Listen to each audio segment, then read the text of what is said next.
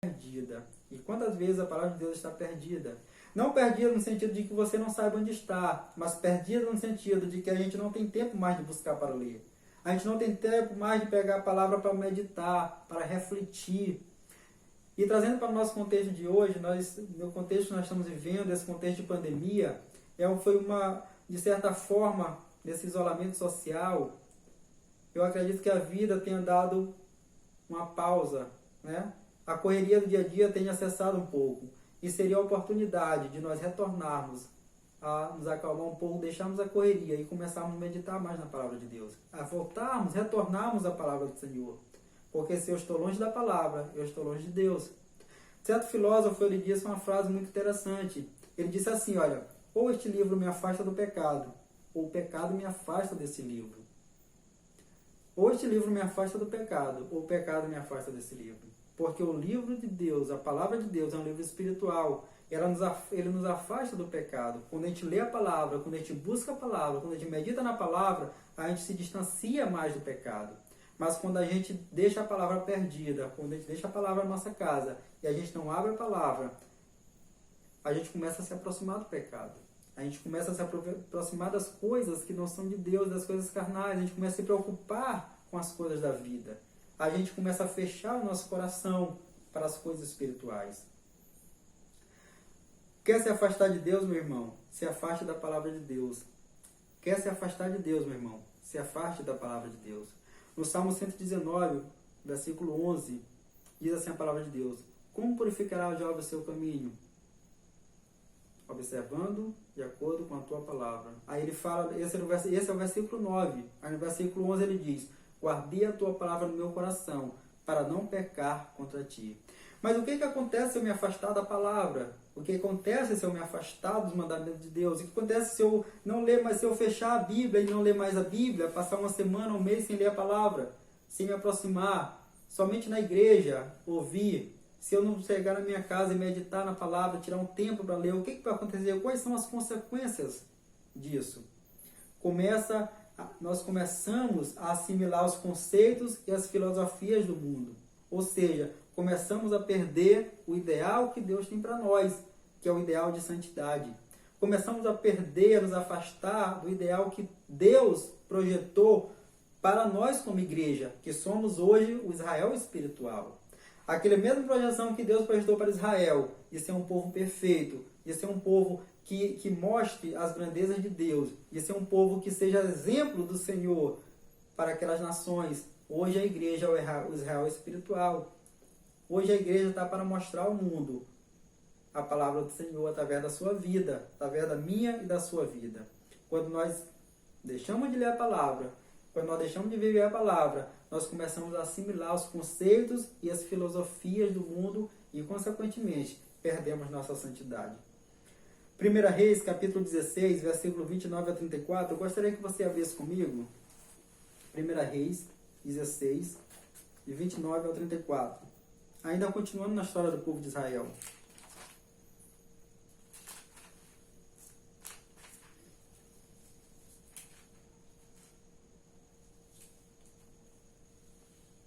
Amém? Diz assim a palavra do Senhor. Acabe, filho de Onri, começou a reinar sobre Israel, no ano 38º de Asa, rei de Judá. E reinou Acabe, filho de Onri, sobre Israel em Samaria, 22 anos. Fez Acabe, filho de Onri, o que era mal perante o Senhor, mais do que todos os que foram antes dele. Como se fora coisa de só menos andar ele nos pecados de Jeroboão, filho de Nebate, tomou por mulher Jezabel, filha de Etbaal, rei dos Sidônios, e foi e serviu a Baal e o adorou. E levantou um altar a Baal na casa de Baal, que edificara em Samaria. Também Acabe fez um poste ídolo de madeira, de maneira que cometeu mais abominações para irritar o Senhor, Deus de Israel, do que todos os reis de Israel que foram antes dele. Em seus dias, Iel, o Beletita, edificou a Jericó. Quando lhe lançou os fundamentos, morreu-lhe Abirão, seu primogênito. Quando lhe pôs as portas, morreu Segube, seu último, segundo a palavra do Senhor, que fizera por intermédio de Josué, filho de Num. Aqui nós vemos o exemplo de mais um rei, só que esse rei não era de Judá, era de Israel. Esse rei é chamado Acabe, foi um dos piores reis que reinou sobre Israel. Foi esse rei que perseguiu Elias. Foi esse rei que desprezou a palavra do Senhor. Foi esse rei que casou com uma mulher chamada Jezabel, que era de outra nação, que adorava outro Deus. E essa mulher fez com que ele se desviasse e desviasse Israel dos caminhos do Senhor. E isso fez com... Por que aconteceu isso? Porque Israel se desviou da palavra de Deus. Porque Israel começou a buscar outros caminhos. E a partir do momento que o homem começa a desviar da palavra de Deus, ele começa a buscar outros caminhos. E esses caminhos o levam a tudo aquilo que não agrada a Deus. Vamos sair da história do povo de Israel, que é nosso exemplo, e vamos agora para a história da igreja. Vamos para o Novo Testamento. Vamos ver o que diz a palavra, o Novo Testamento para nós cristãos. O Antigo Testamento, nesse sentido, ele é exemplo, ele nos traz exemplo do que não fazermos. Ele nos coloca a vida desses homens para que nós tomemos como exemplo, para que nós não caiamos no mesmo erro.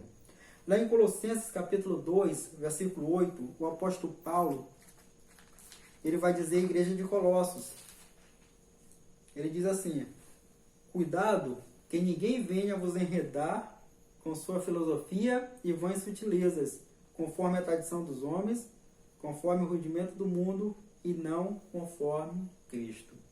Hoje a igreja, a noiva de Cristo, a serva do Senhor, Cristo que nos resgatou para ser uma nova geração, para sermos a nação de Israel espiritual, nós precisamos estar firmados na palavra. O apóstolo Paulo ele vai dizer à igreja de Colossos: olha, tenham cuidado, irmãos, para que ninguém vos tenha por filosofias e vãs sutilezas, para que ninguém nos venha vos prender com suas filosofias mundanas, com as suas sutilezas, segundo a tradição dos homens, segundo o rudimento do mundo e não segundo Cristo.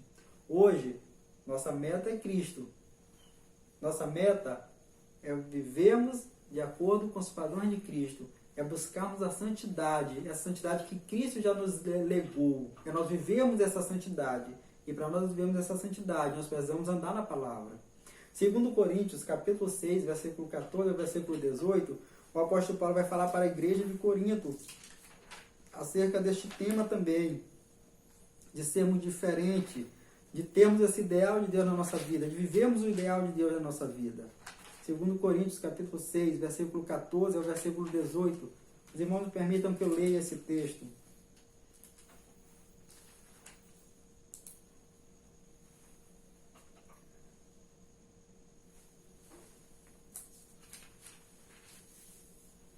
Não vos ponhais em julgo desigual com os incrédulos, porquanto que sociedade pode haver entre a justiça e a iniquidade? Ou que comunhão da luz com as trevas? Que harmonia entre Cristo e o maligno? Ou que união do crente com o incrédulo? Que ligação há entre o santuário de Deus e os ídolos? Porque nós somos santuário de Deus vivente. Como ele próprio diz: habitarei e andarei entre eles, e serei o seu Deus, e eles serão o meu povo. Por isso, retirai-vos do meio deles, separai-vos, e eu vos recebereis. Serei vosso pai, e vós serei para mim filhos e filhas, diz o Senhor, Deus Todo-Poderoso. Olha qual o ideal que Deus tem para a sua igreja. O mesmo ideal que Deus tinha para o povo de Israel. Ser separado, ser testemunha, ser exemplo. O apóstolo Paulo diz aqui: olha, não existe nenhuma comunhão da luz com as trevas. Nós fomos chamados para sermos luz. Não existe comunhão entre iniquidade e justiça. Não existe comunhão. O apóstolo Paulo diz para nós não nos colocarmos em um julgo desigual. Quantas vezes, irmão, nós como cristãos, a gente acaba nos colocando em julgos desiguais, seja no namoro, seja no que assiste, seja nas nossas filosofias. Nós precisamos ser diferentes, nós precisamos ser separados, e para sermos diferentes, nós precisamos conhecer a palavra do Senhor, precisamos meditar na palavra de Deus.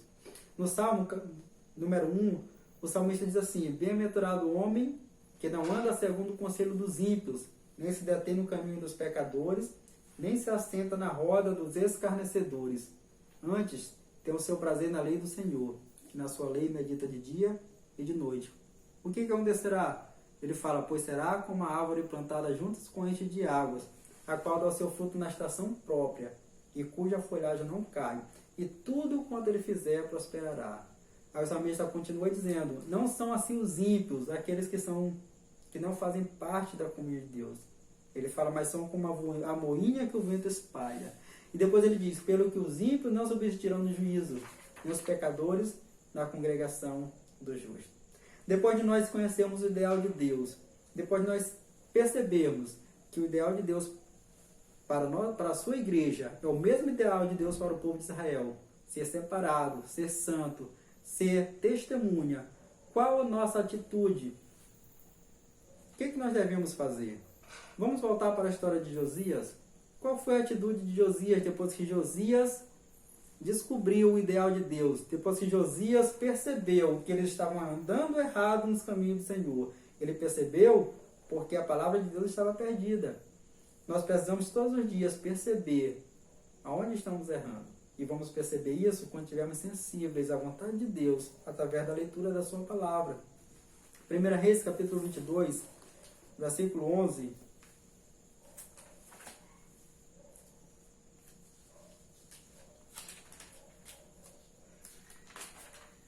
Segunda Reis, capítulo 22, versículo 11. Diz assim a palavra do Senhor. Depois que Ilquias, o sumo sacerdote, acha o livro da lei que estava perdido na casa de Deus, depois que ele entrega o livro a Safã, e diz a palavra de Deus que então o escrivão Safã foi ter com o rei Josias. E aí ele deu um relatório a Josias, dizendo, Josias, majestade, nós encontramos o livro da lei que estava perdido. Diz a palavra de Deus que ele relatou ao rei tudo aquilo que havia escrito na lei de Deus. Diz a palavra de Deus que Safã leu o livro diante do rei. Nós precisamos pegar a palavra e precisamos ler todos os dias. Só assim nós descobriremos onde estamos falhando. Só assim a gente vai descobrir aonde precisamos nos consertar. Somente através da palavra de Deus. Lá em Deuteronômio capítulo 6, e Jesus vai confirmar isso em Mateus capítulo 4, diz assim, não só de pão viverá o homem, mas de toda a palavra que sai da boca de Deus. Isso quer dizer que o nosso espírito, a partir do momento que ele tem fome da palavra de Deus, ele começa a padecer. Ele começa a se afastar de Deus, a se fechar, porque ele está com fome. Nosso corpo precisa de comida para se alimentar, para que nós possamos ficar fortes, para que nós possamos trabalhar, para que nós possamos andar, nós possamos caminhar, nós precisamos de comida. Porque sem comida, o corpo não vai ter os nutrientes necessários para a sobrevivência. O espírito precisa também de alimento. Por isso que Deus diz, não só de pão viverá o homem, mas de toda a palavra que procede da boca de Deus. Deus estava falando que o homem não é só carne, o homem ele é espírito, ele precisa se alimentar. E o cristão precisa se alimentar da palavra para poder andar de acordo com a palavra do Senhor. Porque se nós nos alimentarmos só de coisas materiais, se nós consumirmos só televisão, nós consumirmos só internet, só redes sociais, nós vamos nos enfraquecer espiritualmente. Precisamos buscar, meditar na palavra do Senhor. Precisamos alimentar o nosso espírito através da palavra, através do jejum, através da oração. E o que foi que aconteceu depois que o rei Josias descobriu, através da leitura da lei, que eles estavam dando errado, mais uma vez, perante o Senhor? No versículo 11 diz a palavra de Deus, tendo o rei ouvido as palavras do livro da lei, rasgou as suas vestes. Rasgar as vestes, irmãos, no contexto do Antigo Testamento, significava arrependimento, significava humilhação, significava dizer que ali ele estava humilhado e reconhecendo o seu pecado diante de Deus. Diz a palavra de Deus que Josias, depois que ele ouviu a lei, ele começou a rasgar suas vestes, a se humilhar diante de Deus. Houve uma humilhação. O homem precisa se humilhar. Nós cristãos precisamos nos humilhar diante da palavra de Deus. E a melhor forma de humilhação hoje é obedecer a palavra de Deus. É nos oferecer a Deus com santidade. Eu falo isso porque lá em Romanos capítulo 12, versículo 1, o apóstolo Paulo ele diz assim, rogo-vos, pois, irmãos, que apresenteis o vosso corpo como sacrifício vivo, santo e agradável a Deus, que é o vosso culto racional. Nossa forma de humilhação hoje é apresentar o nosso corpo como sacrifício santo a Deus. É apresentar o nosso corpo de uma forma racional, nosso culto racional a Deus, sabendo quem nós estamos adorando, conhecendo a santidade desse Deus, que deve refletir também em nossa vida. Quantas vezes precisamos encontrar esse livro da aliança nas nossas casas? Quantas vezes precisamos encontrar a Bíblia nos nossos armários, precisamos encontrar a Bíblia dentro dos nossos quartos para que nós possamos ler. A Bíblia fechada, ela é simplesmente um livro, mas aberta, ela é o poder de Deus, e lida, ela é a manifestação do poder de Deus na nossa vida. E praticada, precisamos viver, ler e praticar a palavra de Deus. O ideal de Deus para o povo era a santidade. O ideal de Deus para a igreja também é a santidade. A santidade é a separação, é nós sermos separados daquilo que não agrada a Deus, separados do mundo. É vivermos uma vida paralela ao pecado. É vivermos uma vida de santidade. 1 Reis, capítulo 1, versículo 15, o apóstolo Pedro ele vai dar esse conselho à igreja. 1 Reis, capítulo 1, versículo 15.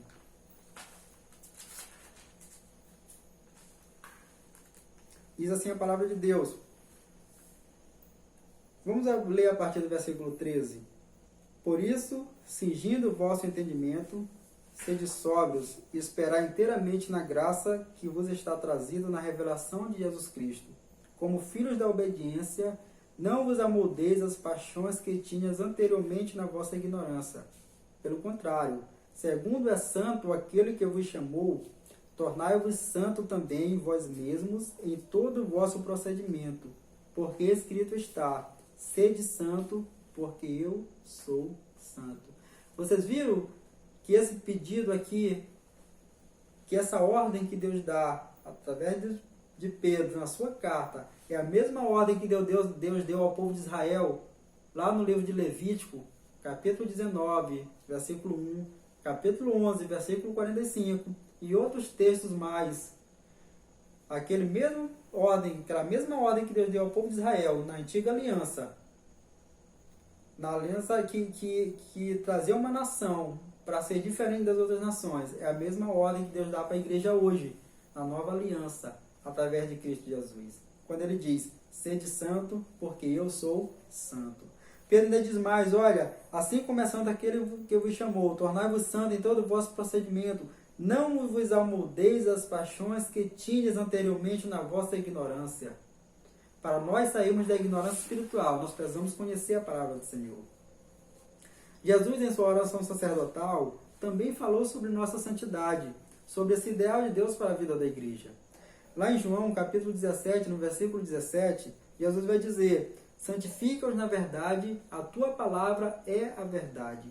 Olha só o que Jesus está pedindo para Deus, para os seus discípulos, para aqueles que virão a crer nele. Santifica-os na verdade.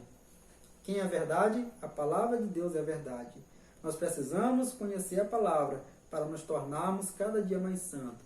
Cada dia buscarmos as coisas espirituais. A palavra de Deus é alimento para a nossa alma. É alimento para o nosso espírito. A palavra de Deus, ela nos santifica quando lida, meditada e praticada. Precisamos buscar essa santidade através da palavra. Nós precisamos viver essa vida de santidade. Precisamos viver esse ideal de Deus. Precisamos alegrar o coração de Deus através do nosso modo de viver.